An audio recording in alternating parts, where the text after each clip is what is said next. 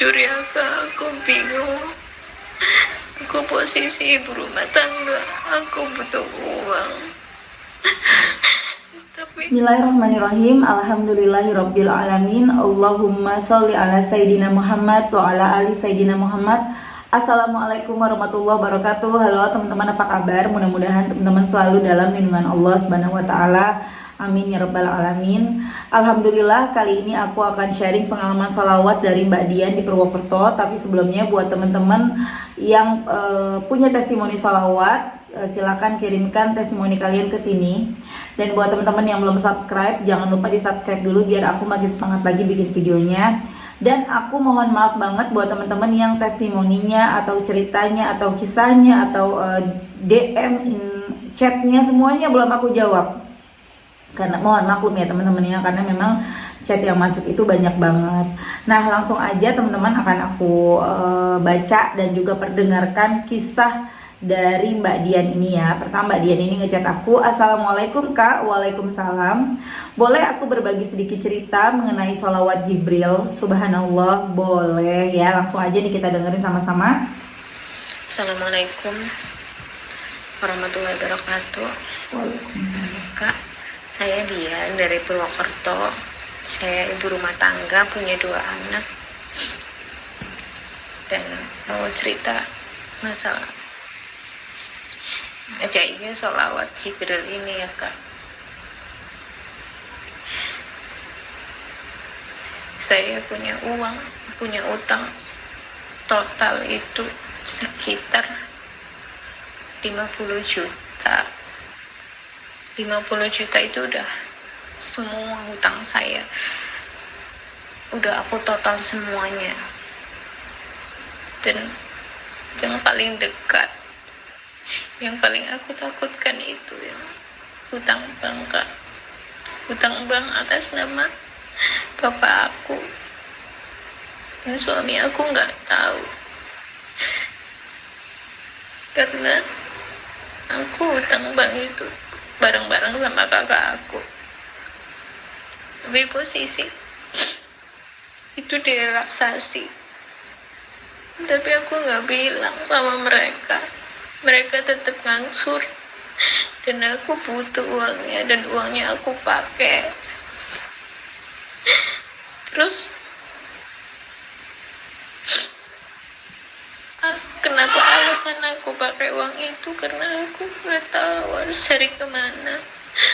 Aku kerja nggak boleh, dikasih uang tapi diungkit terus. Pakai uang juga harus dicatat, pakai uang seberapa tuh sama suamiku harus dicatat, harus bilang ini itu.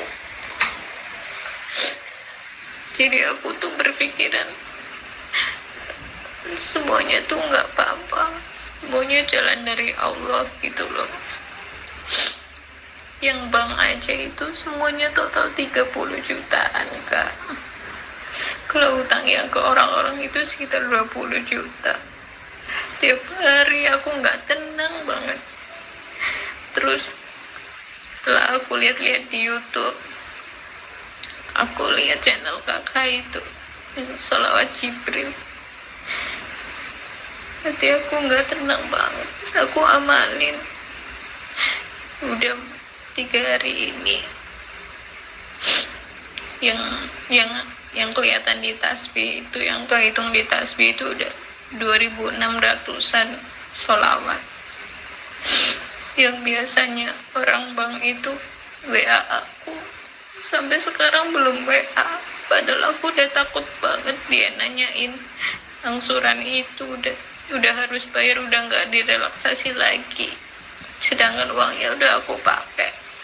Dan yang aku takutkan itu nanti kakak-kakak aku tahu sama ibu aku gimana. Aku bingung banget. Itu yang masih jadi pikiran aku sekarang Kak. Aku sholawat terus. Terus yang hutang yang aku takut banget ya Kak, yang didatengin gitu, takut datang ke rumah ibu aku, itu aku laku. Alhamdulillah aku udah sholawat terus. Ada DC-nya itu WA WA tapi orangnya gak marah-marah, orangnya baik. Aku ngomong apa adanya, aku belum ada uang gitu. Terus orangnya nggak maksa-maksa, nggak apa, cuma WA biasa doang. Itu yang aku takutin. Alhamdulillah Allah kasih aku kelonggaran lagi, tapi aku belum tahu ini mau cari uang kemana buat melunasin itu semua. Jujur ya Kak, aku bingung. Aku posisi ibu rumah tangga, aku butuh uang. Tapi suamiku sendiri kayak gitu. Aku harus ikut mikirin semuanya, tapi dia nggak pernah ngehargain aku. Aku bertahan buat anak-anak sama orang tua aku. Orang tua aku nggak ada yang tahu. Nggak ada yang tahu perlakuan suami aku ke aku, Kak. Nggak pernah aku cerita ke siapapun. Sampai utang aku sebanyak ini pun dia nggak tahu. Yang dia tahu aku punya uang.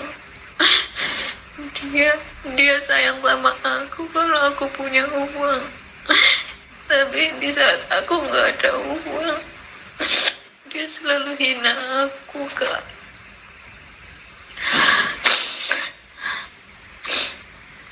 Sampai sekarang aku masih sholawat terus. Sholawat terus. Orang yang bang itu belum WA aku juga. Biasanya udah WA, tapi nggak tahu besok. Aku nahan hutang ini itu udah 1 tahun lebih, Kak. Aku mikirin ini dan gak tenang sama sekali. Aku bingung, aku minta solusi, minta doa sholawat yang lebih gimana gitu lagi selain sholawat Jibril, biar aku bisa, mungkin Allah biar lebih ijabah lagi doa aku.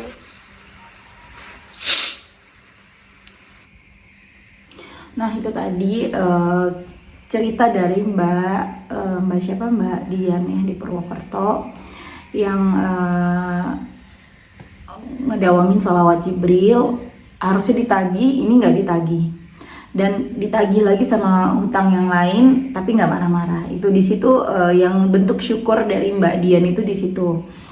Walaupun hutangnya belum lunas semua ya teman-teman. Jadi ini testimoni sekaligus beliau ngeluarin unek-uneknya, ngeluarin isi hatinya ya. Aku sebenarnya waktu ngedengar ini, awal ngedengar ini aku sedih ya.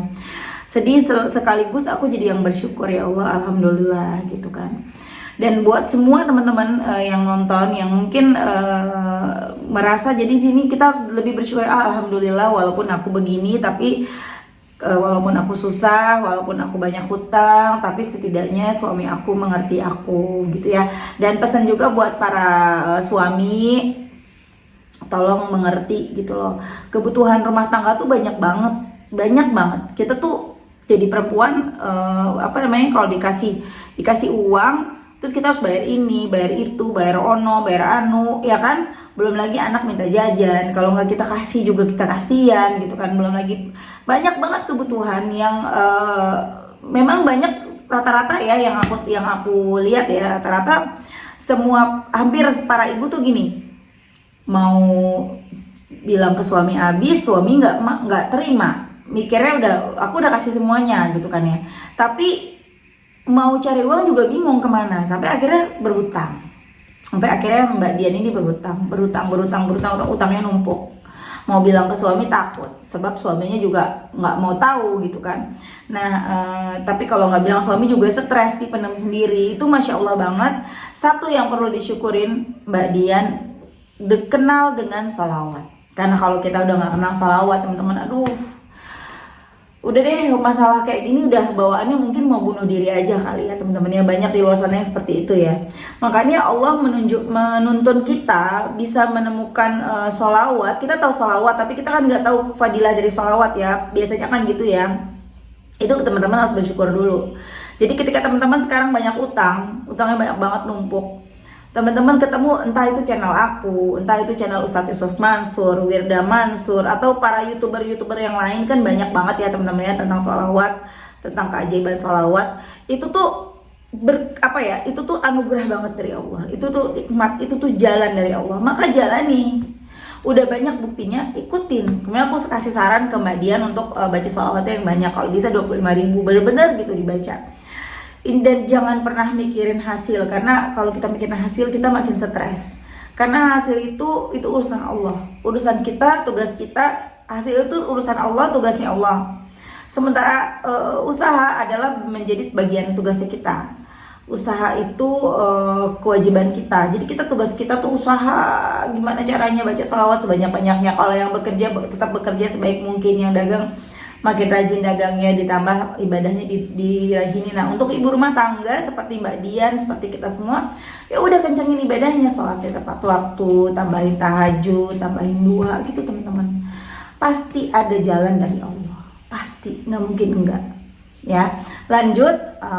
Kemudian Mbaknya bilang, aku saat ini cuma bisa bergantung sama Allah dan salawat itu Kak, aku pasrah. Sampai detik ini aku masih dikasih kesempatan sama Allah buat sedikit tenang, tapi aku nggak tahu besok. Makasih ya Kak, insya Allah aku bakal amalin semua itu. Setidaknya sekarang aku merasa ada pelindung Kak semenjak aku istiqomahin sholawat. Nah kemudian itu kan di tanggal 31 Oktober. Nah di tanggal 6 November Mbaknya nge-WA aku lagi kan teman-teman. Kak, aku benar-benar ketakutan sama utangku di bank, tapi ini kenapa sampai hari ini orang bank biasanya nanyain angsuran belum WA sampai sekarang. Jadi udah berlalu nih dari tanggal 31 ke tanggal 6 November, berarti kan udah semingguan ya. Sebenarnya sih dari tanggal 27 teman-teman Mbak Dian nge-WA aku. Ya kurang lebih mungkin udah 2 mingguan.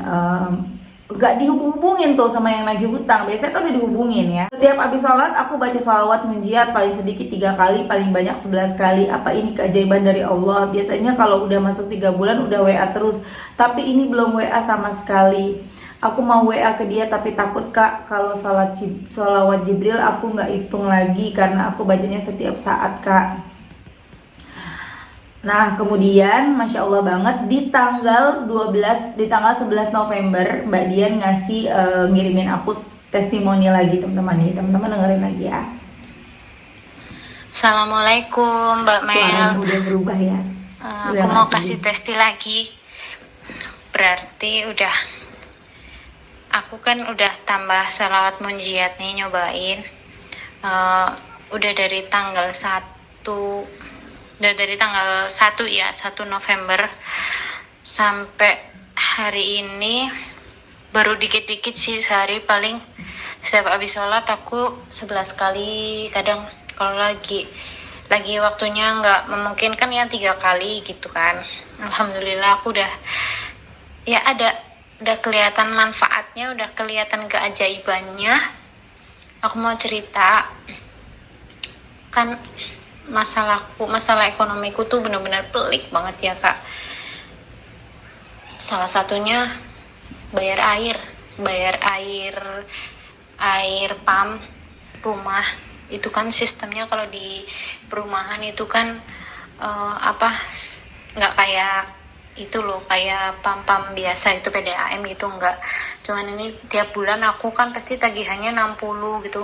Ini kan aku udah lama banget nggak bayar 8 bulan sekitarnya, tapi kan yang suamiku tahu itu seharusnya cuma 4 bulan. Nah ini aku udah lama banget takut yang kontrol air itu datang ke rumah, terus suamiku sampai tahu aku uangnya nggak aku bayarin, padahal kan uangnya emang buat kebutuhan yang lain gitu kan ya Mbak. Aku juga bingung mau pakai uang apa gitu, kadang aku pakai dulu gitu uangnya. Ini tadi yang kontrol air datang ke rumah, pas suamiku malah nyuruh nanya semuanya berapa. Ya emang sih belum dibayarin, cuman aku udah deg-degan buat ya Allah aku takut kalau sampai yang kontrol air bilang 8 bulan nggak bayar gitu kan, karena yang suamiku tahu kan cuma 4 bulan. Ternyata suamiku malah ngomong, loh kok cuma 500 berapa ya bun, gitu. Ya Allah, hatiku langsung kaget. Langsung pas tadi orangnya lagi ngobrol sama suamiku tuh, aku dalam hati sholawat terus, aku baca sholawat terus. Aku sampai apa ya, pokoknya aku tuh nggak nyangka banget loh. Yang aku kira, bayanganku tuh suamiku nanti bakal marah apa gitu. Alhamdulillah enggak, suamiku udah ngomong sama yang bayar air, sama yang ngurusin air itu, ngontrol air, bilang katanya nanti tanggal 20-an gitu nanti mau dibayar gitu. Udah tenang banget ini satu persatu. Tinggal yang bank itu aku masih deg-degan. Itu yang paling besar jumlahnya, itu yang bank, Mbak. Sampai sekarang belum ada, sananya belum ngabarin aku, belum tanya juga. Biasanya udah berisik gitu setiap bulan kan. Misalkan aku udah telat masuk 3 bulan aja udah berisik banget. Ini belum sama sekali, belum ngomong apa-apa. Aku takut, aku juga bertanya-tanya ada apa gitu loh. Aku takut tahu-tahu nanti ke rumah apa gimana. Tapi sih biasanya itu mbak yang orang bank itu biasanya ngomong dulu kalau misalkan mau ke rumah gitu. Semoga nggak ada apa-apalah. Tapi aku juga sadar diri juga, masa iya sih telat udah lama tapi nggak ditanyain gitu. Aku juga bingung kenapa gitu. Aku juga mau nanya juga takut gitu.